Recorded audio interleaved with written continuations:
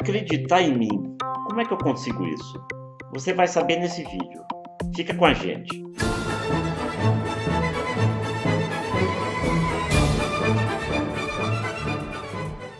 Olha, é um dos principais pontos para quem quer fazer qualquer tipo de empreendimento, seja ele virtual ou pelo modelo tradicional.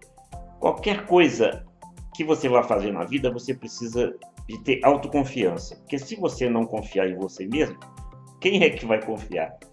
Sabe uma coisa preciosa para a autoconfiança? O autoconhecimento. A primeira coisa que você tem que fazer é conhecer a si mesmo. Autoconhecimento e autoconfiança são duas heranças da infância. Ou você tendo, ou você não tendo. Tudo é herança da infância. Na infância é que começa isso tudo. Porque se você tem pais super, hiper protetores, eu não estou me referindo àqueles pais que se preocupam com os filhos, não. Esses não são super protetores. Eu estou dizendo aqueles pais que o filho não pode ter um arranhãozinho na perna que fica 3 dias sem dormir, lógico. Modo de falar, né? Mas você entende muito bem o que é superprotetores. Então, os pais superprotetores e os pais muito autoritários é que colocam na gente todo esse problema de autoconfiança, ou melhor, de falta de autoconfiança e de autoconhecimento. Sabe por quê? Porque as pessoas não gostam de se conhecer, elas têm medo de se conhecer. É por isso exatamente que muitas pessoas têm uma barreira imensa quando se veem diante da circunstância, por exemplo, de enfrentar uma terapia psicológica em que elas vão se desnudar no sentido de se mostrar por dentro, e elas ficam com medo porque elas têm medo de se conhecer. Elas têm medo de se conhecer e não gostarem de si próprias. Você quer ver uma das inúmeras formas como isso começa na infância? O pai vê o filho fazer alguma coisa errada e repreende, diz: não é assim que se faz, meu filho, é assim. É assim, é assado, você fez errado. Não é assim que se age. Você tem que dar alternativas. Você tem que dizer para o seu filho ou para sua filha: olha, não é melhor fazer desta forma ou desta forma? E com ele encontrar a solução melhor. Você já reparou que as crianças, normalmente, elas não têm medo de errar? Eu conheço crianças de 3, 4 anos que sabem manusear um celular muito mais do que muitos adultos. Você já viu isso com computadores? Pessoas a partir de determinada idade que não têm nem coragem de chegar perto de um computador, de usar um computador. E a criança chega lá e faz tudo no computador com a maior naturalidade. Por quê? Porque as crianças, elas não nascem com medo. Nós é que colocamos medo nelas e barreiras nelas. Nós é que tiramos a autoconfiança delas. E isso aconteceu com a gente muitas vezes, com nós mesmos. Aconteceu, e é por isso que muitas vezes nós não temos nem autoconhecimento, nem autoconfiança. A falta de autoconfiança interfere na autoestima.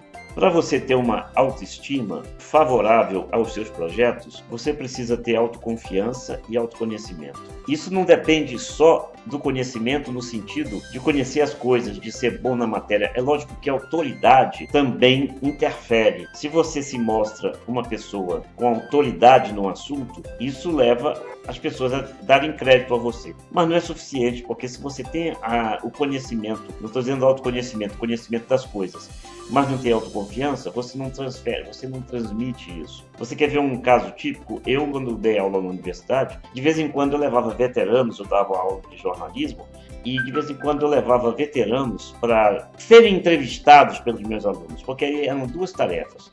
Eles aprendiam a entrevistar e depois aprendiam também a fazer a matéria sobre a entrevista. Era uma matéria muito interessante. Uma vez eu levei um jornalista que era ultra veterano, ultra experiente, muito inteligente. Ele não dirigia e nós fomos para a universidade de carro. Eu dei carona a ele. Ele por várias vezes me pediu: dá uma paradinha aqui que eu vou ali rapidinho. Dá uma paradinha ali que eu vou ali rapidinho. Sabe o que ele ia fazer? Beber uma cachaçinha para ficar com coragem de enfrentar os alunos. Imagina só uma situação dessas. Você quer ver o tanto que isso vai interferir nos seus negócios? Se você não tiver autoconfiança, você não transmite credibilidade tanto para o que você está expondo, como para o que você eventualmente possa querer vender para os seus clientes. Isso você sabe que influencia até nos relacionamentos pessoais. Tem pessoas que são muito bonitas e que se acham feias, e tem pessoas eventualmente feias e que se acham muito bonitas. E algumas bonitas fracassam e outras que não são tão bonitas. Isso obviamente é questão de gosto pessoal. O que é bonito para você, bonita para você, pode não ser para mim, e vice-versa. Mas as pessoas que não se deixam dominar por essa falta de autoestima, que está muito relacionada à falta de autoconfiança, essas pessoas normalmente fracassam em muitos setores da vida. Tem pessoas que, por exemplo, não conseguem fazer um vídeo para o YouTube por timidez. Olha, a timidez, ela é ruim para a sua atividade, volto a dizer, em qualquer setor. Timidez é um ponto fraco, timidez é um ponto desfavorável a você, assim como também o excesso de ousadia, o exibicionismo demasiado, que muitas vezes também é um sintoma de baixa autoestima. A pessoa tem uma estima tão baixa que precisa ela mesma ficar tentando se alçar a um patamar que muitas vezes ainda é inatingível, que pode se tornar atingível, mas que para ela eventualmente pode ainda não estar atingível, e isso depõe contra ela. E muitas vezes também a autoconfiança, se você não souber dosar, ela é confundida com a arrogância, com aquela impressão do sujeito que acha que sabe tudo. E eu costumo dizer, quanto mais a pessoa sabe, mais ela está capacitada a dizer, como um sábio já disse, eu só sei que nada sei.